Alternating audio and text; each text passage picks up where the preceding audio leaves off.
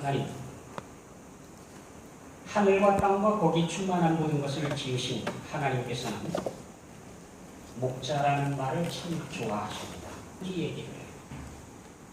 어려서부터 양떼를 지키면서 사자와 곰과 싸워서 양들을 건진 경험이 있는 다윗입니다. 목숨을 걸고 양들을 지켰던 다윗은 목자가 할 일을 아는 사람입니다. 목동의 경험을 많이 하고 있는 다윗은 하나님은 나의 목자라고 그렇게 고백을 했습니다. 자기가 목숨을 걸고 양을 구하기 위해 마음 썼던 것을 알기 때문에 하나님께서 목자가 되어주시면 아무 염려 없다는 것을 잘 알고 있습니다. 다윗에게 성령의 감동을 주셔서 목자라 불리우신 하나님은 기꺼이 우리의 목자가 되어주십니다. 하나님께 드리는 다윗의 밤중 기도 시편 28편에 보면 여호와는 나의 힘과 나의 방패이시니 내 마음이 그를 의지하여 도움을 얻었도다. 그러므로 내 마음이 크게 기뻐하며 내 노래로 그를 찬송하리로다. 여호와는 그들의 힘이시요 그의 기름 부음 받은 자의 구원의 요새이시로다. 주의 백성을 구원하시며 주의 산업에 복을 주시고 또 그들의 목자가 되시어 영원토록 그들을 인도하소서. 이 백성의 목자가 되어주셔서 목자가 양을 치는 것처럼 그렇게 우리를 인도해 주십시오라고 간구하고 있습니다. 아삽은 하나님께 이렇게 고백을 했습니다. 요셉을 양떼같이 인도하시는 이스라엘의 목자여 귀를 기울이소서. 그룹 사이에 좌정하신 이여 빛을 비추소서. 거룩한 그룹들 사이에서 거룩한 예배를 받고 계시는 하나님, 그 하나님을 이스라엘의 목자여라고 그렇게 이름을 불렀습니다. 이사야는 희망의 말씀의 시작, 이사야 49장서부터가 희망의 말씀의 시작입니다. 그 시작을 이렇게 시작합니다. 너희의 하나님이 이르시되 너희를 위로하라, 내 백성을 위로하라. 아름다운 소식을 시온에 전하는 자여, 너는 높은 산에 오르라. 너희의 하나님을 보라. 보라, 주 여호와께서 장차 강한 자로 임하실 것이요 친히 그의 팔로 다스리실 것이라. 그는 목자같이 양떼를 먹이시며 어린 양을 그 팔로 모아 품에 안으시며 젖먹이는 암컷들을 온순히 인도하시리로다. 우리 하나님께서 우리를 목자같이 치실 때에 우리가 위로를 받는다. 고통 가운데에 처참한 가운데에 있었던 사람들이 목자의 인도함을 따라서 새로워진다. 해결할 수 있다. 그런 희망의 메시지를 선포해 주었습니다. 우리 하나님께서 얼마나 목자라는 말을 좋아하셨는지 알 수 있을 것 같습니다. 그런데 우리 주님께서 오실 때에는 목자가 그렇게 인기 있는 직업이 못 되었던 때입니다. 가장 천식이었던 그런 때 목자는 상대하기도 싫은 사람, 말 섞기도 싫은 사람, 그런 정도로 무시받던 시대에 주님께서 오셨는데 여전히 주님께서는 목자라고 불리기를 기뻐하셨고 자기 스스로도 목자라고 그렇게 말씀해 주셨습니다. 또 유대 땅 베들레헴아, 너는 유대 고을 중에서 가장 작지 아니하도다. 네게서 한 다스리는 자가 나와서 내 백성 이스라엘의 목자가 되리라. 예수님의 오심에 대해서 목자로 오신다, 그렇게 예언이 되어 있었고요. 또 주님께서 메시아의 일을 시작하시면서 스스로 공생의 가운데에 이렇게 말씀하셨습니다. 나는 선한 목자라. 선한 목자는 양들을 위하여 목숨을 버리거니와 삭고는 목자가 아니요 양도 제 양이 아니라 이리가 오는 것을 보면 양을 버리고 달아나나니 이리가 양을 물어가고 또 해치느니라. 나는 선한 목자라. 나는 내 양을 알고 양도 나를 아는 것이 아버지께서 나를 아시고 내가 아버지를 아는 것 같으니 나는 양을 위하여 목숨을 버리노라. 목자로 오셔서 양을 알고 양은 목자를 알고 목자의 음성을 듣고 따르고 그렇다는 겁니다. 우리 주님께서 가장 즐겨 쓰셨던 주님의 표현은 나는 선한 목자라는 단어입니다. 주님께서 우리의 선한 목자이시기 때문에 우리를 구해 주시기 위해 스스로 목숨을 버리신다고 말씀하셨습니다. 우리 주님은 우리의 선하신 목자이십니다. 우리의 선하신 목자이신 우리 주님께서는 우리를 끊임없이 보살펴 주시고 계십니다. 우리를 푸른 풀밭 쉴만한 물가로 인도해 주신다고 약속하고 계십니다. 시편 기자는 이렇게 고백을 했습니다. 그가 나를 푸른 풀밭에 누이시며 쉴만한 물가로 인도하시는도다. 그가 나를 푸른 풀밭에 누이시며. 양은 유난히도 겁이 많은 짐승입니다. 하기야 뭐 양이 싸울 만한 무기가 없지요. 그렇죠? 힘이 세냐? 아니죠. 빠르냐? 아니죠. 날카로운 무기가 있느냐? 그것도 아니죠. 도대체 공격을 하거나 자기를 방어할 수 있는 무기가 양에게는 없어요. 어떻게 양이 살아남을 수 있습니까? 목자 곁에 있어야 하는 겁니다. 아무튼 겁이 많다 보니 웬만하면 누울 수가 없습니다. 불안해서. 그러니 양이 눕는다고 하는 것은 진정한 안식을 의미합니다. 거기에다가 배가 부르지 않으면 눕지 못합니다. 만족하리만큼 먹어야 누울 수 있고요. 그것도 안전하다라고 인정을 해야 돼요. 평화가 느껴져야 비로소 누울 수 있습니다. 그러면 누워서 한가로이 되새김질을 하게 됩니다. 우리의 목자이신 여호와께서 우리를 푸른 풀밭에 눕게 하신다고 하는 것은 이런 의미가 있습니다. 우리로 만족하고 안전하게 하고 그래서 우리로 하여금 평화가 있다는 것을 믿고 누울 수 있게 해주신다고 하는 의미입니다. 또 우리 주님께서는 우리를 쉴만한 물가로 인도하신다고 고백했습니다. 쉴만한 물가, 만호함, 휴식, 평안, 위안, 조용함, 고요함, 쉼 이런 뜻을 가지고 있습니다. 방해받지 않게 해주신다는 뜻입니다. 쉬게 해주신다는 겁니다. 평화를 주신다는 의미입니다. 그런 물가로 인도해 주신다는 하나님의 약속입니다. 여호와 하나님, 하늘과 땅과 바다와 거기 충만한 것을 지으신 여호와께서 우리의 목자가 되셔서 우리를 푸른 초장에 눕게 하시고 쉴만한 물가로 인도하십니다.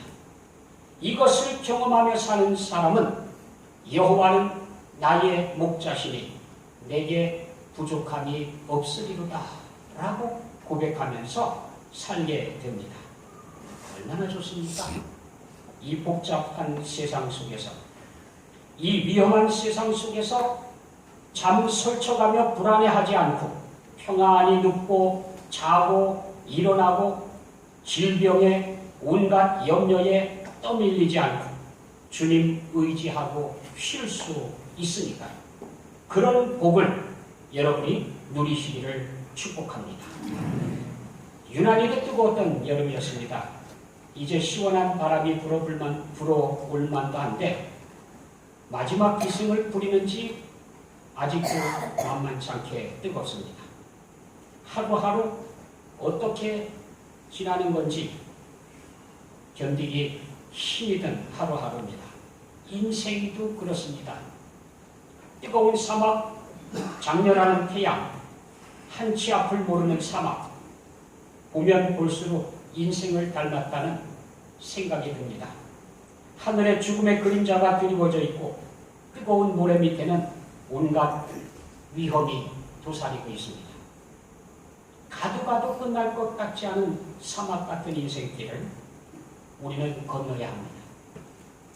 피할 수 있으면 참 좋겠지만 우리에게 주어진 인생의 길을 안 갈 수는 없습니다.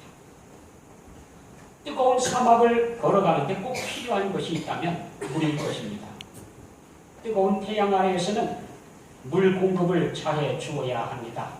방송에서도 연일 물을 자주 마시라고 방송을 하고 있습니다. 그만큼 많이 뜨거워졌다는 얘기입니다. 목마른 자에게 물 한 방 얼마나 소중한지요. 황금보다도 더 소중합니다. 정말로 목말라서 죽어가는 사람에게는 가지고 있는 황금을 다 주더라도 물 한 모금이 더 가치가 있습니다.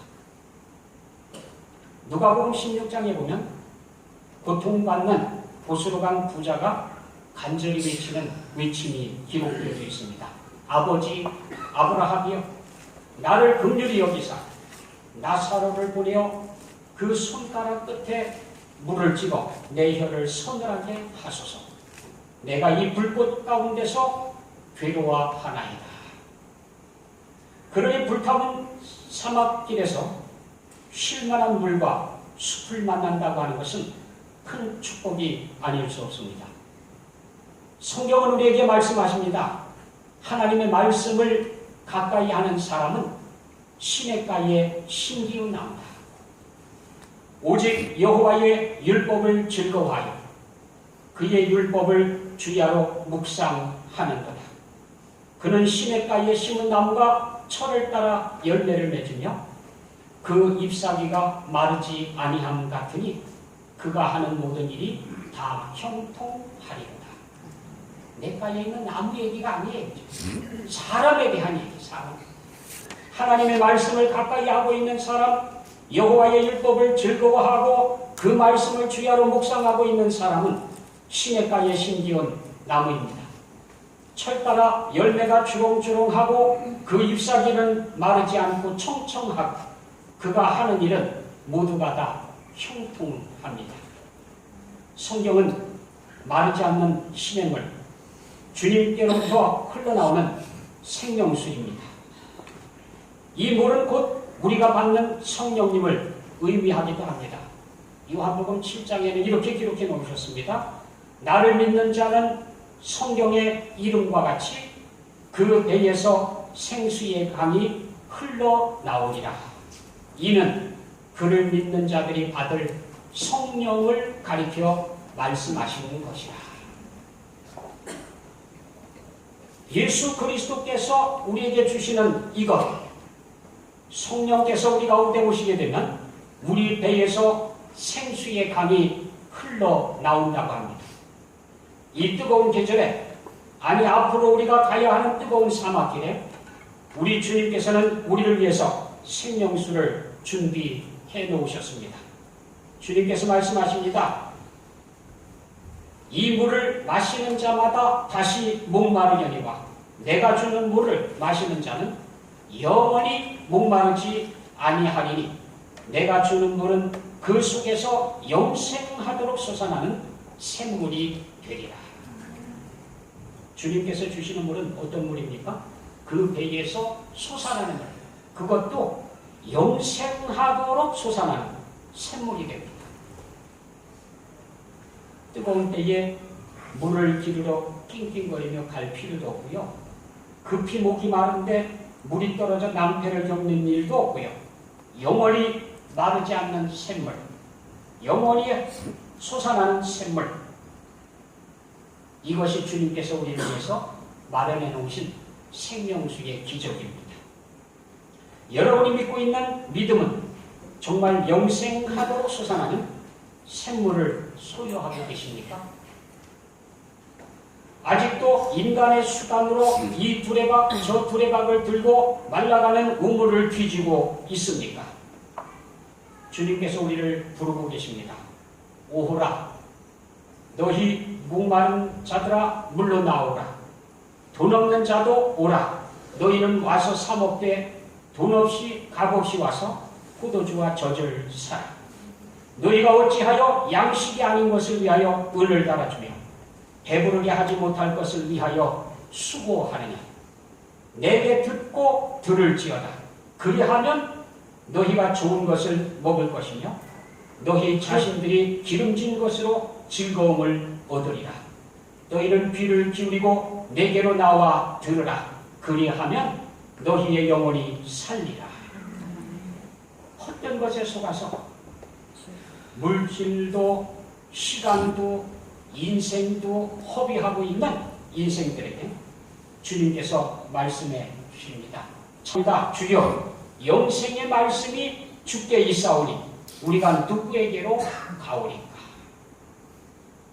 영생의 말씀을 찾아가야지 누구에게로 갑니까? 오늘날 교회를 선택하는 기준이 무엇입니까? 영생의 말씀을 찾아서 이동을 하고 있습니까? 아니면 좋은 시설을 찾아서 이동하고 있습니까? 그것도 아니면 사업을 위해서, 친교를 위해서 이동하고 있습니까? 우리의 기준은 분명해야 돼요. 영생의 말씀이 여기 계신데 우리가 누구에게로 가는 말입니까? 저는 가라고 해도 안 갑니다. 이래야 돼요. 영생의 말씀을 찾아 움직여야 됩니다. 아무튼 인생을 나그네 길이라고 하면, 그것도 사막을 걷는 나그네 인생길이라 하면 모든 사람들이 이 길을 나서는데 두 대열이 있습니다. 한쪽 사람들은 예수님이 주시는 영생하도록 솟아나는 샘물을 가지고 가는 사람들입니다. 또 한쪽의 사람들은 다 귀찮아서 뭐 될 대로 되겠지 뭐 하고 생명수 없이 허우적 길을 가는 사람들입니다. 누가 더 평안한 여행을 하게 될까요? 아니, 그것보다 더 치명적인 것은 누가 안전하게 여행을 하게 될까요? 생명수를 준비한 사람들은 안전한 여행을 즐길 뿐 아니라 쉼과 안식까지 누리며 종착지까지 간다고 주님께서 약속하셨습니다. 그들의 목자가 되어주시는 예수님께서 그분의 존귀하신 이름으로 끝까지 동행해 주시고 인도해 주십니다. 그런데도 주님의 도우심 없이 이 길을 가려 하십니까? 물도 준비하지 않은 채 사막을 건너겠다는 용기는 어디에서 나오는 용기인지 모르겠습니다. 물 없이 뜨거운 사막을 건넌다는 것은 죽음을 의미합니다. 온갖 위험들이 도사리고 있는 것도 감당하기 어렵습니다만 물이 없으면 절대로 건너갈 수 없습니다. 아무튼 한쪽의 인생은 우리 주님께서 푸른 초장으로 쉴 만한 물가로 인도하시는 길을 따라 가게 되고요.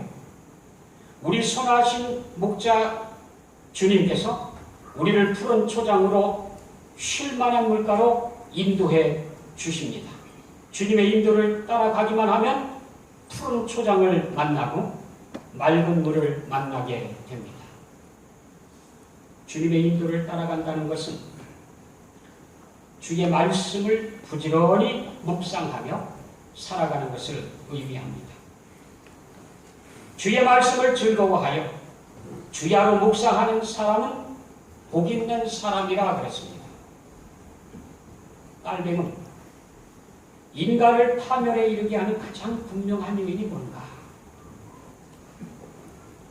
인간이 자기 자신에게 복종하는 것이 바로 인간이 파멸하는 거다.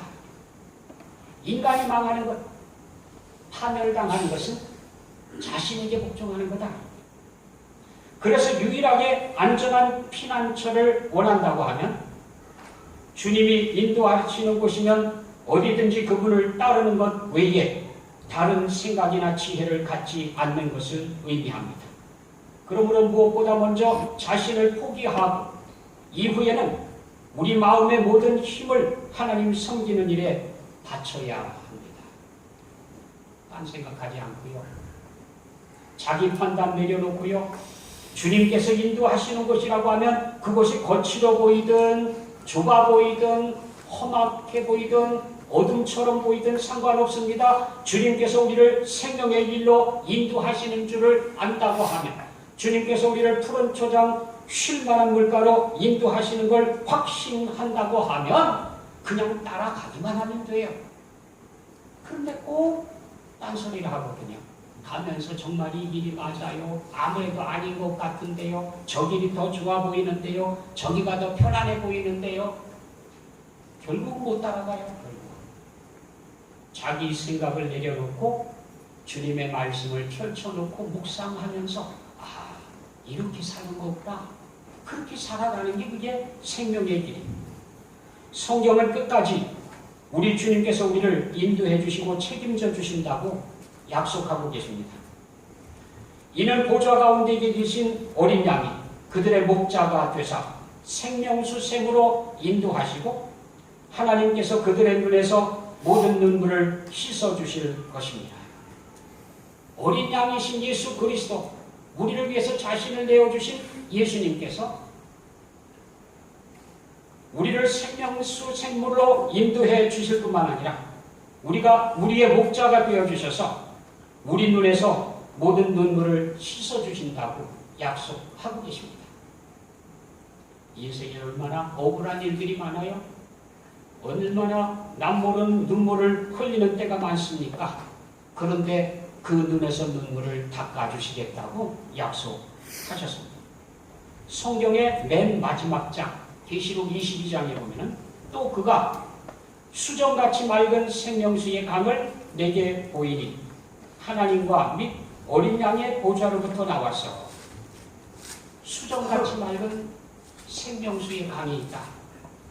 그 수정같이 맑은 생명수의 강으로 우리를 인도해 주셔서 그 생명수 강을 경험케 해주는데 그 강물을 먹습니다. 그 물은 치료하는 힘이 있고요. 그리고 양쪽에 생명수 나무들이 주렁주렁 있고요. 그 가운데에 우리가 인도함을 받습니다. 어린 양이신 예수님의 보좌로부터 그 생명수가 흘러나오고 있습니다. 주님의 말씀이 주님의 보좌로부터 흐르고 있는 거죠. 요한계시록 22장 17절에 이렇게 기록해놨습니다. 성령과 신부가 말씀하시기를 오라 하시는도다. 듣는 자도 오라 할 것이요, 목마른 자도 올 것이요, 또 원하는 자는 값없이 생명수를 받으라. 와서 값없이 생명수를 받으라. 돈 없는 자도, 가진 것이 없는 자도 와서 받으라는 것, 거저 주시겠다는 겁니다. 끝까지 거저 주신다고 하는 약속으로 성경을 마무리하고 있습니다. 그냥 주시는데 못 먹는 이유가 뭘까요? 원치 않아서. 하나님께서는 와서 마셔라. 내가 주겠다. 그리고 우리를 그곳으로 인도하고 계시는데 왜 그곳에 이르지 못합니까? 따라가지 않으니까요.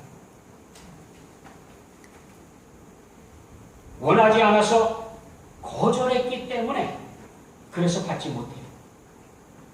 결국 천국에 들어가지 못하는 사람들은 끝까지 변명할 수가 없습니다. 자기가 싫어서 포기한 거예요.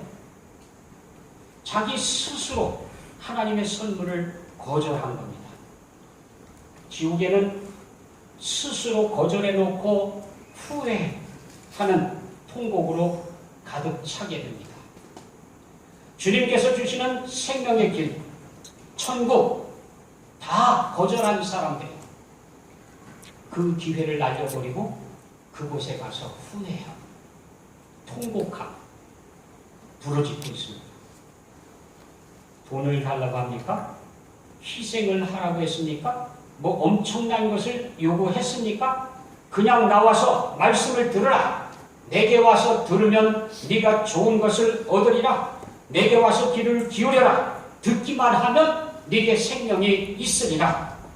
그러는데 그게 싫어서 포기하겠습니까?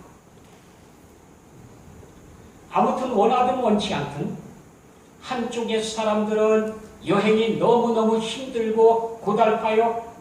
그리고 그 여행이 끝나게 되면 영원한 후회에 휩싸이게 됩니다. 영원히 고통받는 곳에서 자신의 선택에 대한 책임으로 땅을 치고 통곡하게 됩니다. 이 땅 사막의 여행보다 더한 고통이 바로 거기에 기다리고 있습니다.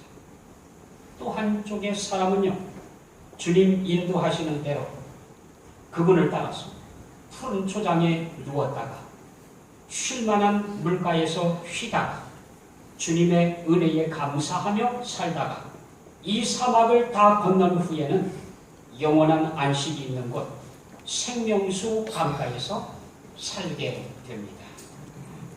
이 주님의 인도 없이 주님께서 주시는 생명수도 준비하지 않은 채 그 멀고 먼 사막길을 혼자 고집부리면서 건너가려고 하십니까? 여호와는 나의 목자시니 내게 부족함이 없으리라. 그가 나를 푸른 풀밭에 누이시며 쉴만한 물가로 인도하시는도다. 우리는 이 사실을 믿습니다. 기도하겠습니다.